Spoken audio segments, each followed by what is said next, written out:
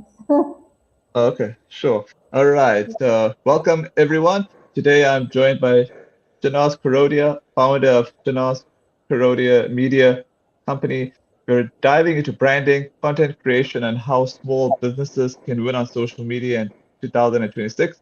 If you're serious about growing your brand online, this is a conversation you don't want to miss. How are you?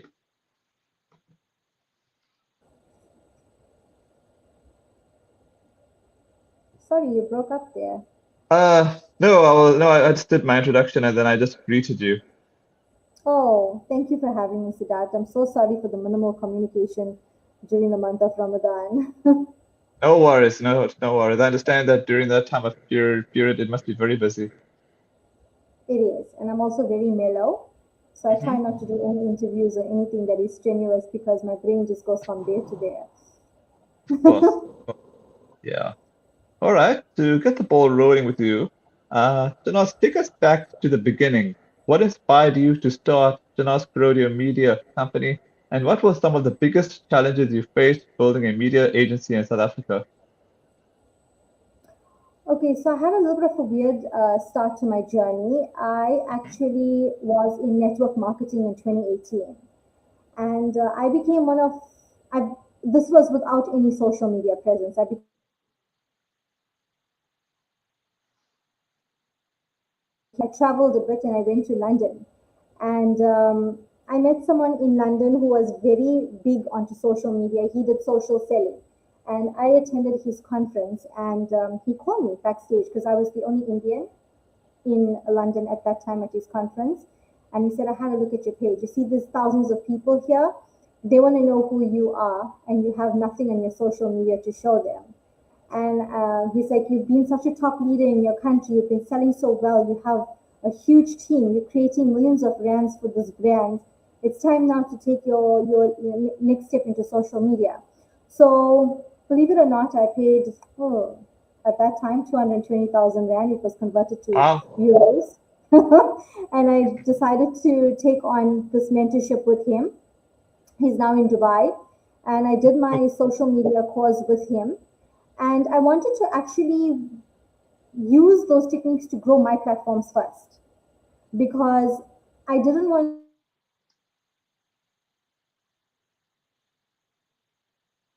to when you're not in the trenches yourself, you know.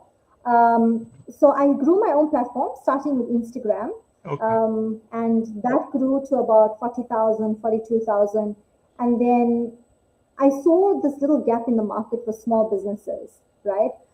Smaller businesses do not have the budget for marketing, they do not have the budget for advertising. There are plenty of marketing companies out there. There are plenty of companies that are running after big clients, Dior, Jet, Ackermans, Mr. Price. I didn't want to be in that niche. I wanted to fill the gap between smaller businesses. So that's when I started my marketing company. I did about 4 to 5 businesses for 1 year for free first, and then I was like, okay, we're onto something here. And then I became a little bit more structured. So 2018 to now, in 2026, it's been a long time. Awesome. All right. In such a competitive digital space, what do you believe truly differentiates a strong brand from an average one in 2026? So I think businesses need to focus a little bit more. What differentiates them is your clarity. I think a lot of businesses right now are getting so lost in the social media noise, social media trends. They're losing clarity of their brand. So I think to stand out, to look good online, have a strong clarity of your brand or as an influencer, where you want to go. You must know and sound like you own your space, right? Um, Sometimes I scroll onto social media, I'm like, what is going on? Like, why are people doing this to their personal brand and their business brand? I think everyone wants to do videos now. Everyone wants to put their product out there. But what connection do you have with your audience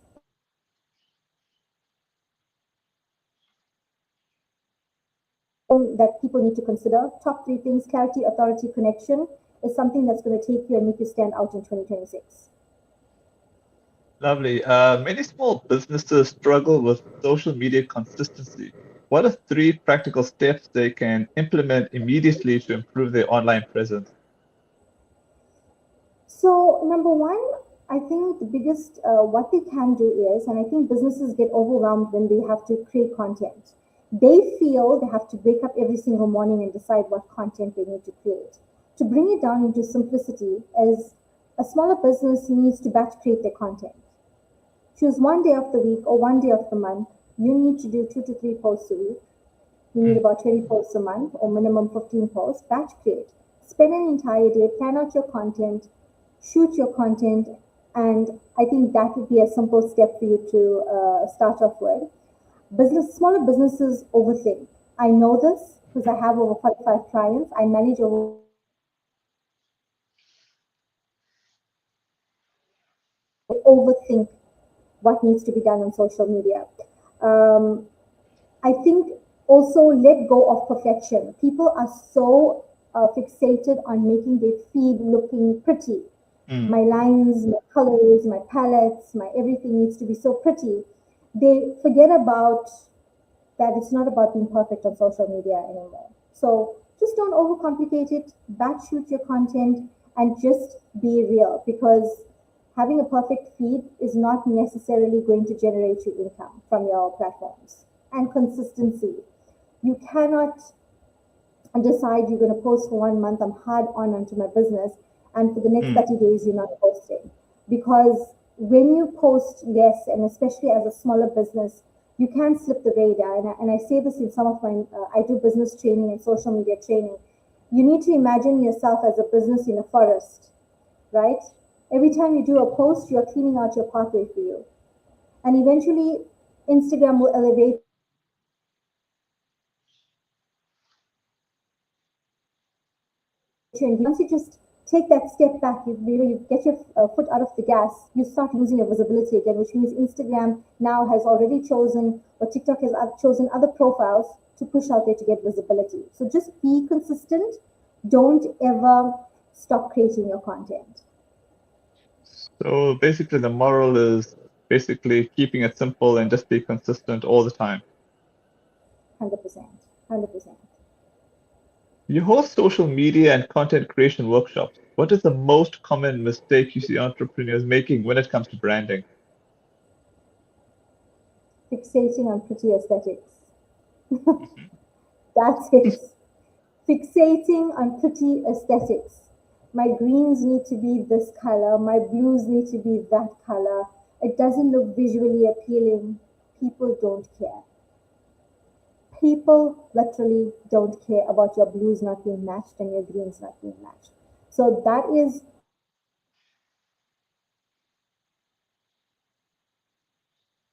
fights I have with most brands when they fixate themselves onto pretty aesthetics.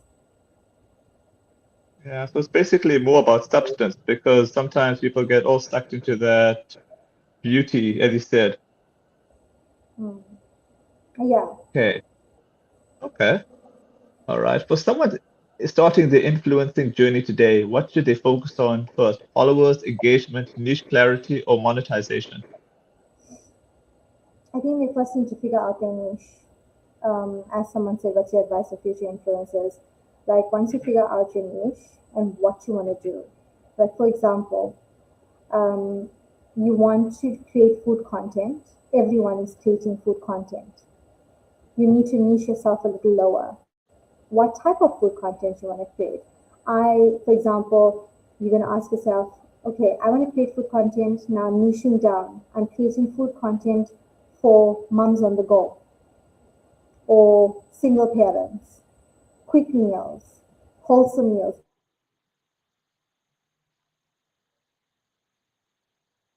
Delicious or a beauty creator, niche yourself a little lower, Mhm. especially for new influencers out now. When I started out my journey in 2018, whatever shit we posted took to social media, and now it's challenging. You need to niche yourself down, and you got to keep doing the same thing over and over again, and be real. right? People can Mm. judge your authenticity, whether you've staged it or faked it, winged it, or you're just showing up real. So I think niche is important. Mhm. Listen, with my media agency, I would prefer to work with nano and micro influencers, 3,000, 4,000, 5,000, 6,000 followers, because they're serious about their content creation. Mm. So it's not about the numbers that you have anymore. It's about the Yeah. content that you create over and over again. Yeah, So it's about that quality over quantity type of thing. yeah, yeah. And it's also about building your community. I wouldn't Mm. say, because a lot of people are like, I want to be an influencer because I want to make money. It doesn't work like that. I've been in the influencing industry for 10 years. I've made thousands and thousands or millions of rands from influencing, especially in South Africa. Impossible. Impossible. So don't focus on the monetization. Focus on the value and the education that you're giving out there and build your community. Once you build your community, brands will start recognizing you. And Mm. then you can now start calling out your rate card, because they can see your consistency. Awesome. How important is professional content creation compared to DIY content, especially for small businesses with limited budgets? So I love the DIY because people trust you. People trust the flaws. People trust the mistakes. They trust the bloopers. It makes them trust you as a person because you become relatable to them, right? But I wouldn't say no to professional content, like highly edited content. I wouldn't say no to that because that gives you, it elevates you, gives you a little bit of authority, it gives you a little bit of credibility. So, people are like, oh, wow, like, Siddharth has, shot this amazing quality video on his phone. So it elevates you a little bit. So I would say 70%, um, as you call it, DIY, and maybe keep your 40% to something a little bit more professional. And but I would still lean towards original content, the bloopers and the real. Algorithms are constantly evolving. How can brands stay relevant without feeling overwhelmed by trends? Stop running after trends. I just feel like businesses feel they need to hop onto every trend to become relevant and to beat the algorithm and to be recognized and get the visibility. It's not that. You can incorporate trends into your strategy, but don't just go sit on it. Like everyone wants to do. I'm not sure if you saw the trend where it says, my boss says that I need to bring in customers. So they were dragging people off the streets into the store. And then suddenly everyone is doing it.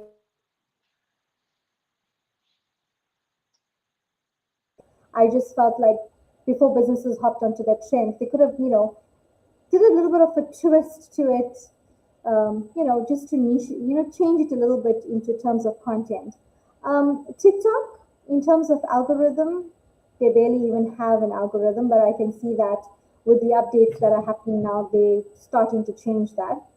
When it comes to the brands that I work with, credibility falls a little bit more onto Instagram because the algorithm is a little bit more tougher on Instagram. So if you're a content creator and you're a business and you succeeded on Instagram, you're that person. Because TikTok is easy success. You can post any shit on TikTok and it can go viral and it can become famous. But whether it can translate into something for your brand or for the brand that you're working with is a whole different story. I work with influencers and content creators that are only on TikTok.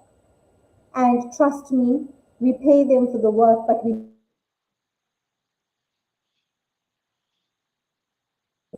but it won't translate into sales. Whereas I would work with content creators on Instagram, who worked really hard to beat that algorithm, to work against it. They worked really, really hard, and those are the people that actually brands can actually monetize from. So that's just been my experience. Okay. What role does storytelling play in effective advertising, and how can small businesses use storytelling to build emotional connections with their audience? So I love storytelling. And believe it or not, I speak to a few bigger brands and I said, you know what, do you want storytelling content? And they're like, what is storytelling content? Storytelling content is the way to go forward for your brand right now.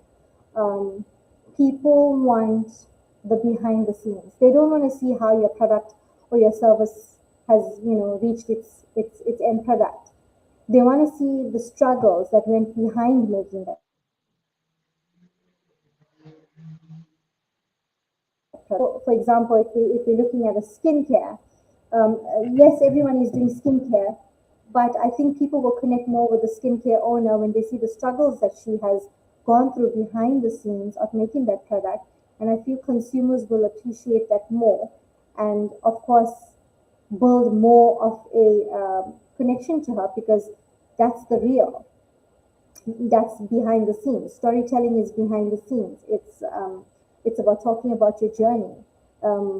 That is just the way to go. Like, I'm still against pretty aesthetic videos, but unfortunately, some of the brands that I work with on a influencing perspective, not from my media company, so it's just a bit of a difference that I do.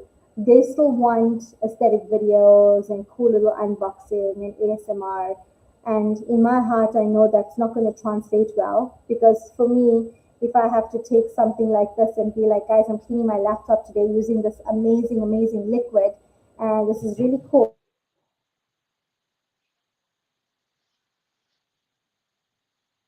People are going to run to game for it.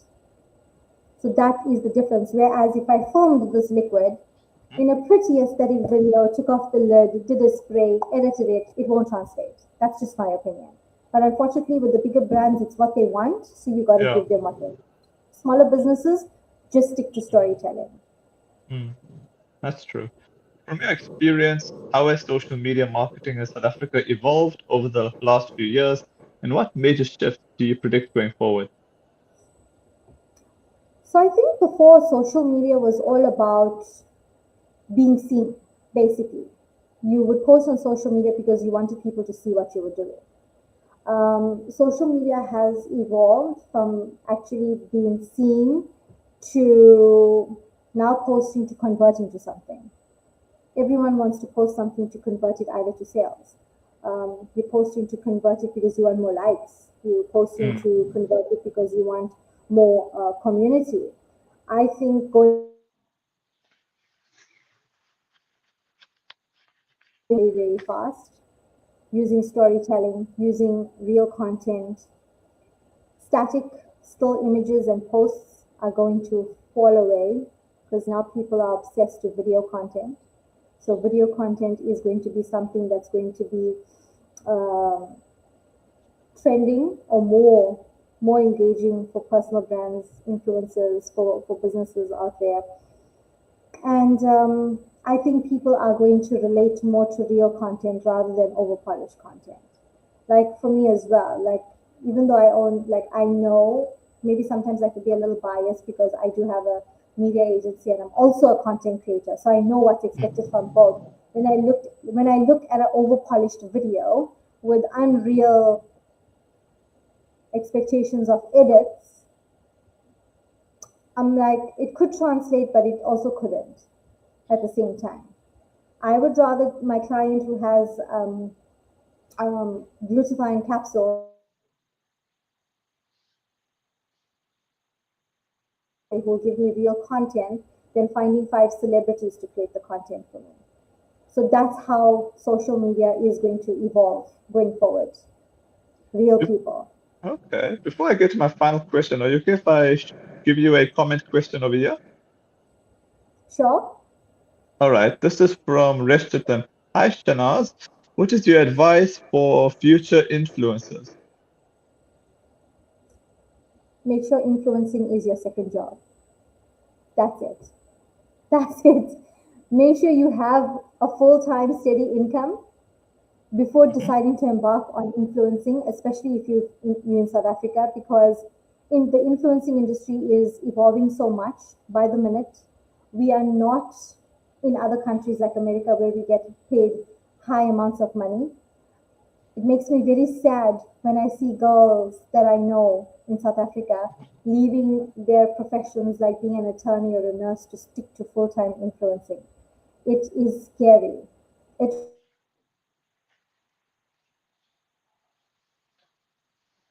is sort of influencing on social media, but it has to be passion work. It must be passion work. I know before people would say influencing is a profession. It is, Mhm. but not in South Africa. I'm being very realistic from a person who started off content creation first. Awesome. Finally, for young entrepreneurs watching this live chat, what mindset shifts are necessary to build a powerful personal or business brand in today's digital world? So I think, like in my previous teen workshop, I think what most youngsters are scared of is taking the step. They have this whole overload of thoughts like, um, I need to have the confidence. I need to be perfect. Just stop waiting to feel ready. If you feel this is what you want to do, just go ahead. If you feel you don't have the expertise and you need some guidance, then you can always reach out to me because that's what I do. I help people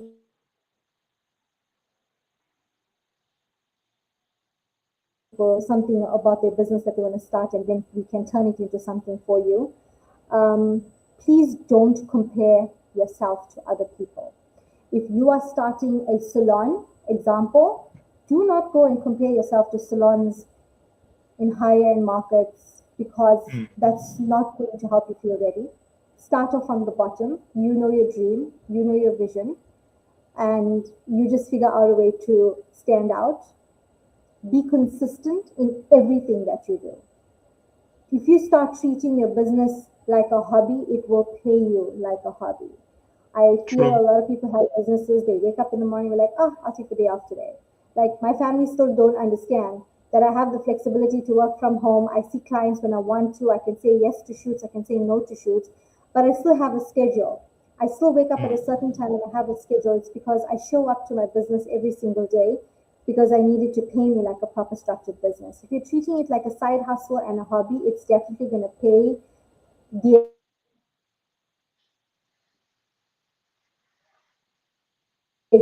are coming out. Also, the beginning of your journey could be a little bit overwhelming, but you know the saying. The saying is short-term sacrifice will give you a long-term gain. So put in the hours, put in the hard work, and you will definitely see the results at the end of the day. And remember, social media is very it's a very unique concept. You can't expect to see results overnight. It takes mm, time. Some things will just translate onto social media and it can become a viral product, and that shouldn't be the reason for you to quit what you're currently doing. So don't fixate yourself on overnight growth, especially when it comes to social media. Even though I'm a social media expert and specialist, I still tell my clients to stick to old school advertising, which is making business cards and flyers and vouchers and billboards, because as much as you have social media, people also want to see you out of those platforms.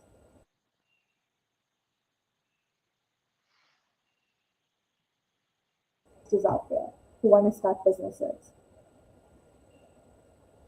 Well, I gotta say that thanks so much for your time, and I hope to catch up with you once again in the future. Definitely. Thank you so much, Siddharth, for having me. I really do appreciate it. And You're most welcome. thank you to the comments here. Thank you, Rashika. Thank you so much. You're most welcome.